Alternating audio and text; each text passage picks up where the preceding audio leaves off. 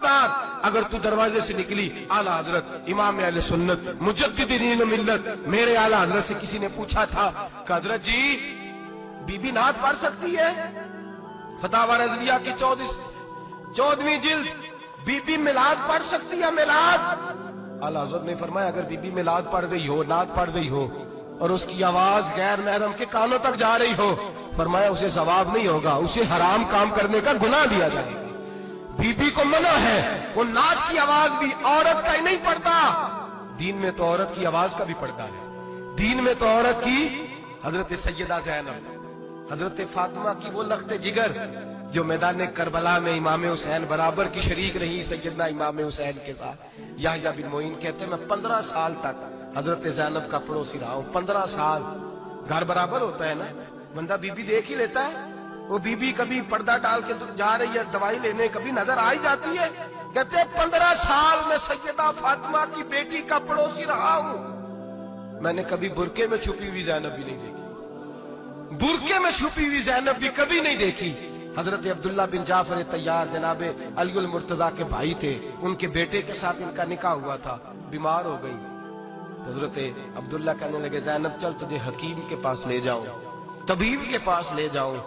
तो हजरत ज़ैनब कहने लगी आप जाइए मेरा हाल बता के दवाई ले आइए।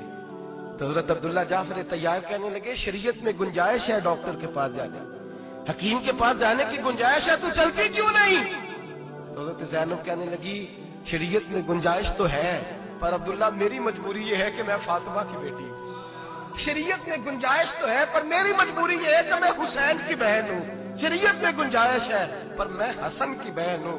शरीयत में बड़ी गुंजाइश है पर लोग मुझे मोहम्मद अरबी की नवासी कहते हैं। गुंजाइश तो है पर मैं नहीं ना निकल सकती, इसलिए कि जितना कोई अपने आप को दीन के करीब जानता है उतना उसके पैरों में शरीयत की जंजीरें ज्यादा होती हैं। तो जनाब सैयदना अब्दुल्ला कहने लगे अगर तू पर्दा कर गई, अगर तू चली गई, तो फरमाने लगे ये तो अल्लाह की मशीयत है, तू दवाई ला दे ताकि मैं खा लूं, और अगर मैं चली गई तो मैं अपनी माँ से जाके कहूंगी कि अम्मा सारी तकलीफें मैंने छाती पे बर्दाश्त की हैं पर मैंने तेरे पर्दे पर आंच नहीं आने दी।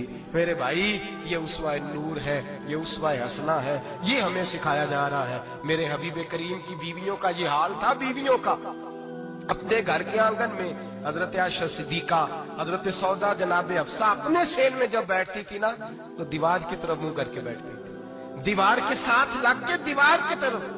बीबियां अपने घर के अंदर भी दीवार की जानिब मुंह करके बैठती थी। लोग पूछती, बीबियां पूछती कि अपने घर में भी दीवार को मुंह करने का मतलब?